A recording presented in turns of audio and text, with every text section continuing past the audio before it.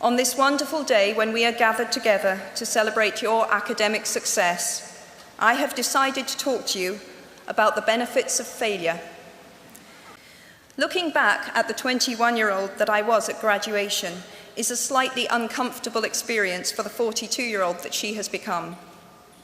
Half my lifetime ago, I was striking an uneasy balance between the ambition I had for myself and what those closest to me expected of me. I was convinced that the only thing I wanted to do, ever, was write novels. However, my parents, both of whom came from impoverished backgrounds and neither of whom had been to college, took the view that my overactive imagination was an amusing personal quirk that would never pay a mortgage or secure a pension. I know the irony strikes with the force of a cartoon anvil now, but... So they hoped that I would take a vocational degree. I wanted to study English literature.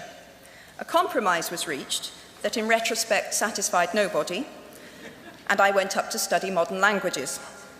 Hardly had my parents' car rounded the corner at the end of the road than I ditched German and scuttled off down the classics corridor. I cannot remember telling my parents that I was studying classics. They might well have found out for the first time on graduation day. Of all the subjects on this planet, I think they would have been hard put to name one less useful than Greek mythology when it came to securing the keys to an executive bathroom. Now, I would like to make it clear in parenthesis that I do not blame my parents for their point of view. There is an expiry date on blaming your parents for steering you in the wrong direction.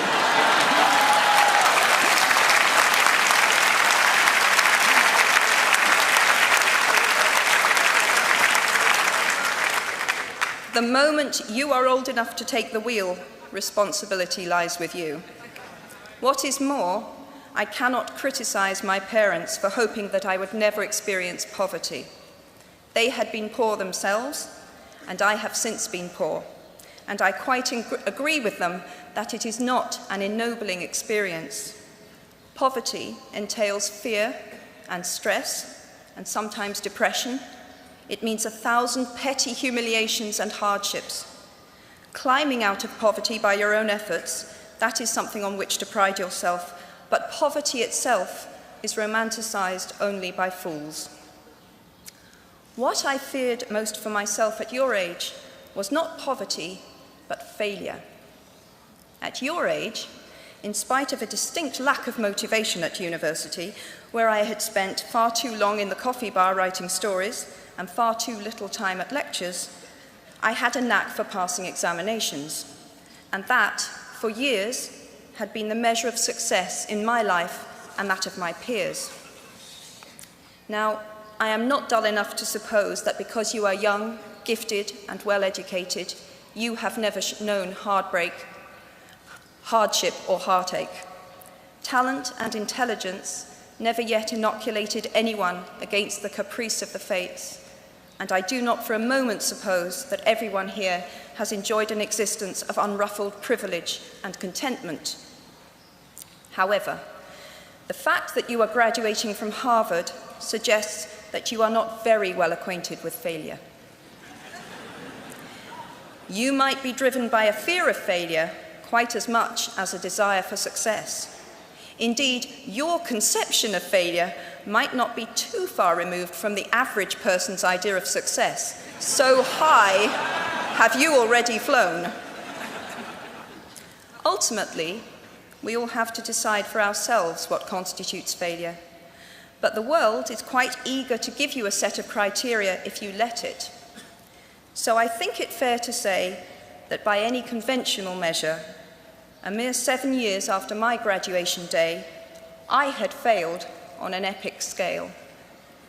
An exceptionally short-lived marriage had imploded, and I was jobless, a lone parent, and as poor as it is possible to be in modern Britain without being homeless.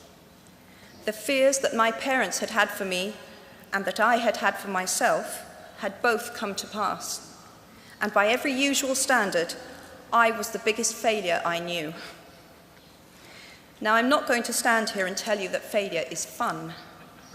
That period of my life was a dark one, and I had no idea that there was going to be what the press has since represented as a kind of fairy tale resolution. I had no idea then how far the tunnel extended, and for a long time, any light at the end of it was a hope rather than a reality. So why do I talk about the benefits of failure? Simply because failure meant a stripping away of the inessential.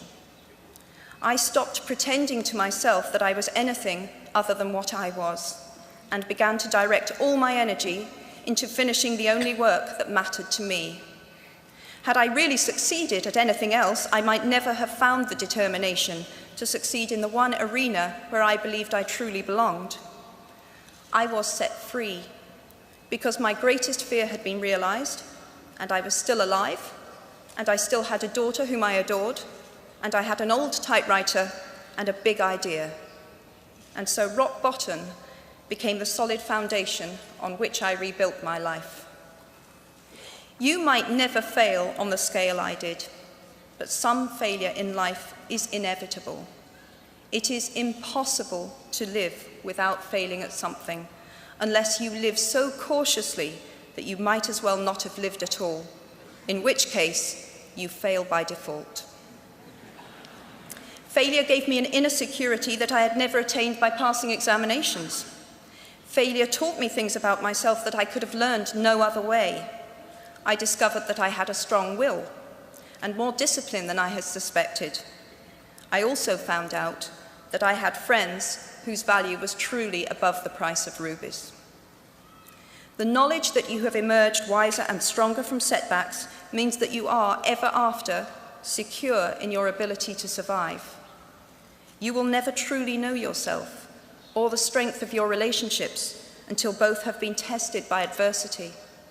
Such knowledge is a true gift, for all that it is painfully won, and it has been worth more than any qualification I ever earned. So given a time turner, I would tell my 21-year-old self that personal happiness lies in knowing that life is not a checklist of acquisition or achievement. Your qualifications, your CV, are not your life, though you will meet many people of my age and older who confuse the two.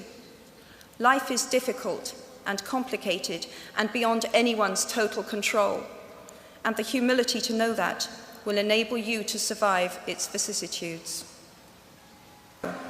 I hope that even if you remember not a single word of mine, you remember those of Seneca, another of those old Romans I met when I fled down the classics corridor in retreat from career ladders in search of ancient wisdom.